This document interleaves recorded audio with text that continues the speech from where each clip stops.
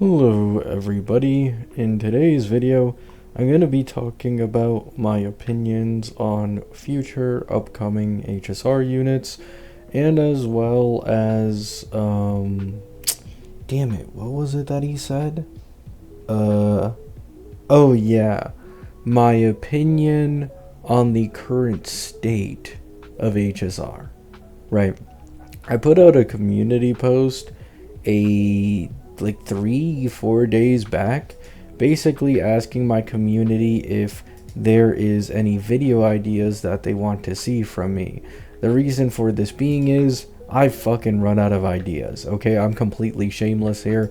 I have been someone who is definitely more on the quantity side of things instead of quality in the HSR space. I have like 1,000 plus videos, I'm pretty sure. So at some point you really start to run out of ideas and it starts to become repetitive. And to be honest, even these are things I've already talked about before, however, not all jumbled up into one video, which is why I'm going to be talking about it here, since it was a viewer's video suggestion and I can get away with it less shamelessly this way, right?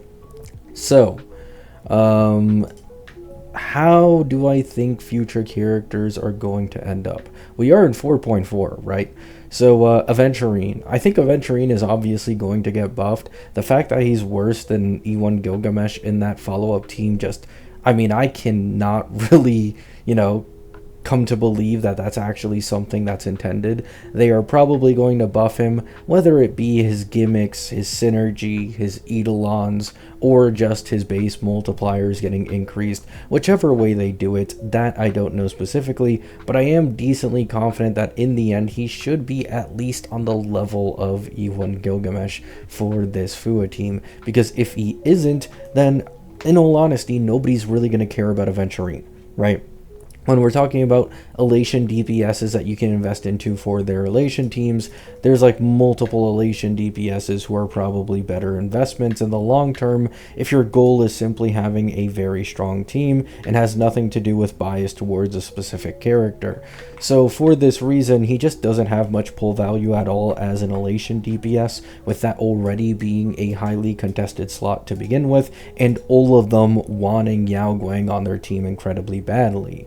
And then when you look at the FUA team, well, he just isn't that good, right? He loses to Robin SP on that same patch, who is a generalist in what is supposed to be one of his main DPS teams. And then Robin SP has all this incredible synergy and value in multiple other teams in the game, and she'll of course maintain her value going into the future since she's a support, and Aventurine is a DPS who only takes and does not give, right?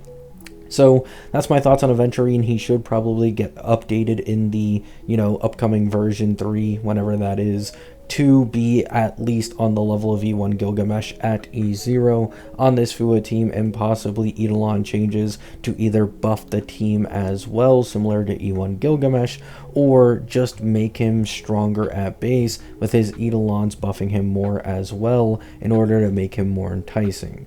Now, Robin SP, I don't really think she needs to get changed at all. This is very similar to an M-Blade situation for me. I don't think she's going to get nerfed. I think she's in a perfectly good spot. She's not too game breaking, but she's very strong with teams with quite a lot of defense shred on them. She's best in slot for Saber Gilga. She's best in slot for Himeko. I think she's best in slot for this FUA team.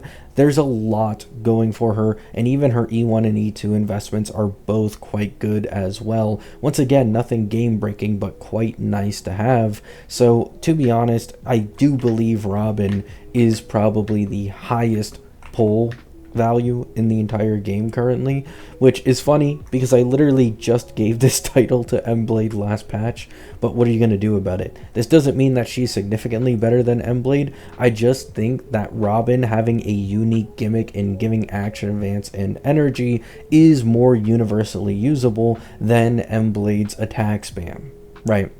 So that's why I do personally give the edge to Robin and not M-Blade, but they're still in the same tier for me in terms of how strong of pulls they are for someone's account.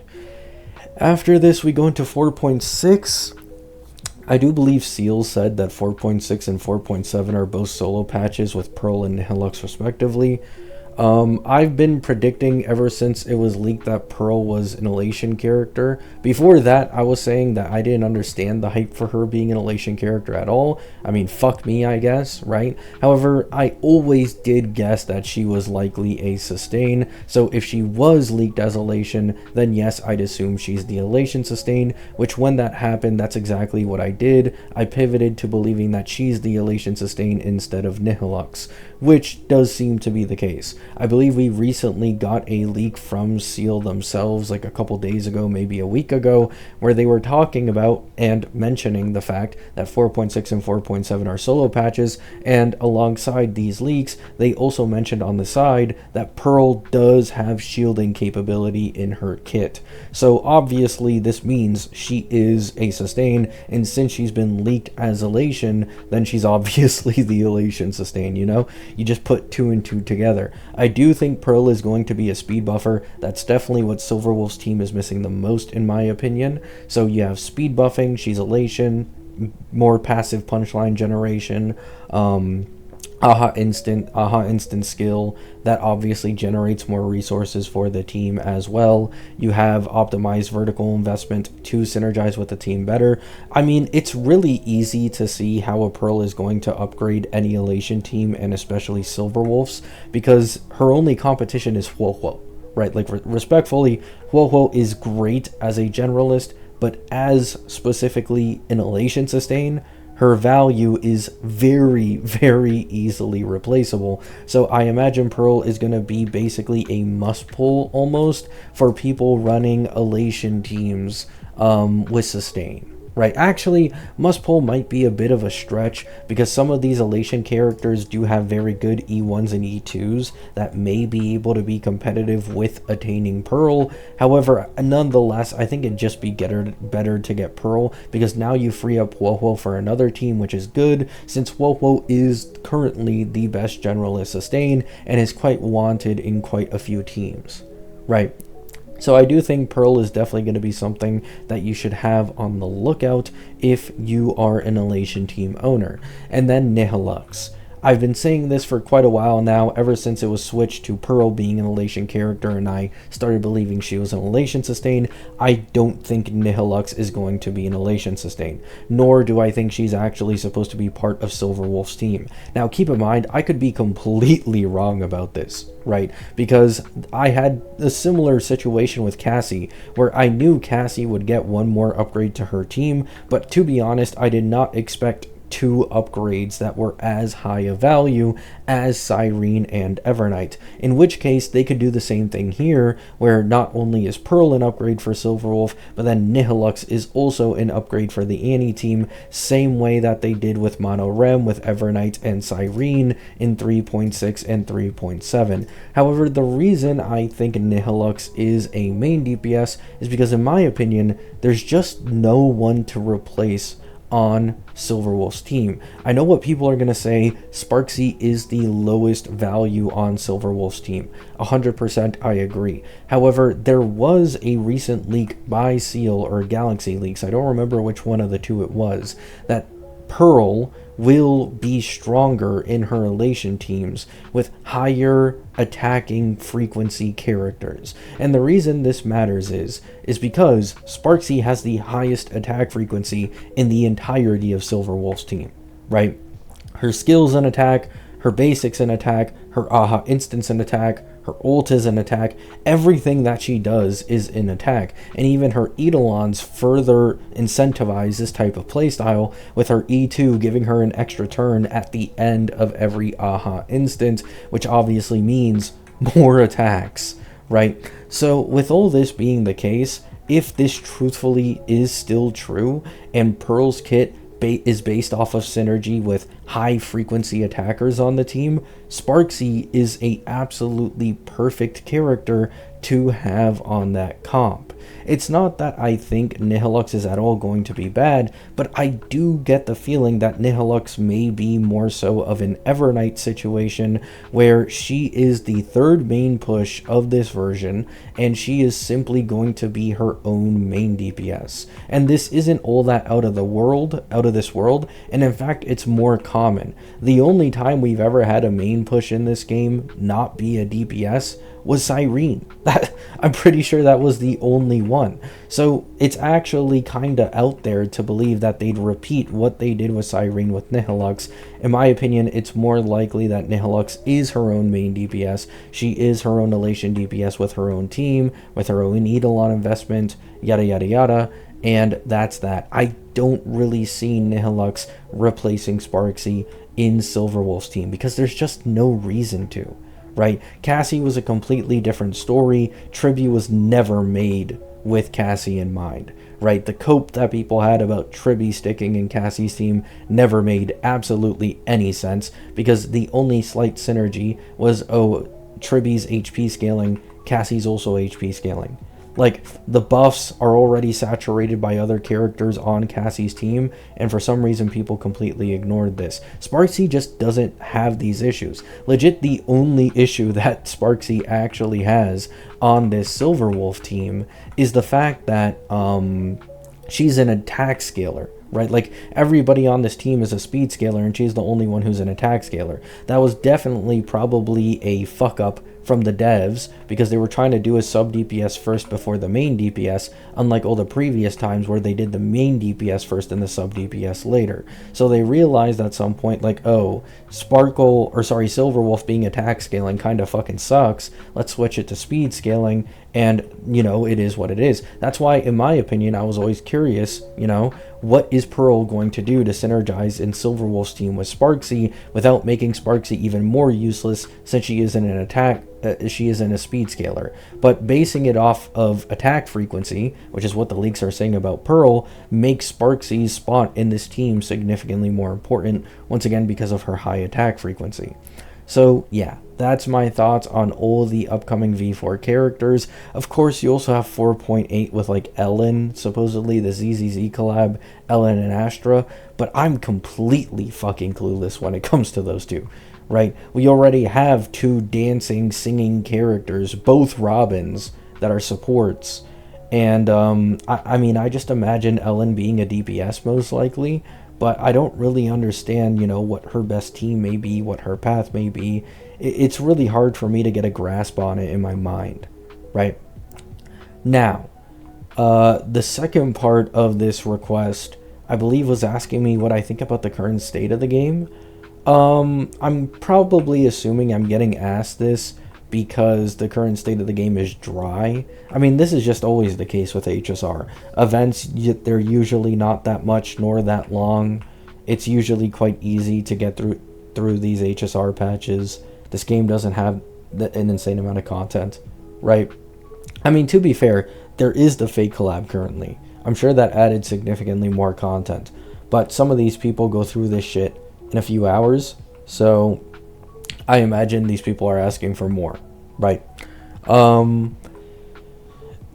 I've always held this opinion with HSR, and it's not me excusing their laziness, but more so me understanding the intended audience of this game, in my opinion, which is that in HSR, I do believe they are purposely targeting a lazier, older audience, because people like this are usually more willing to spend money on games, right?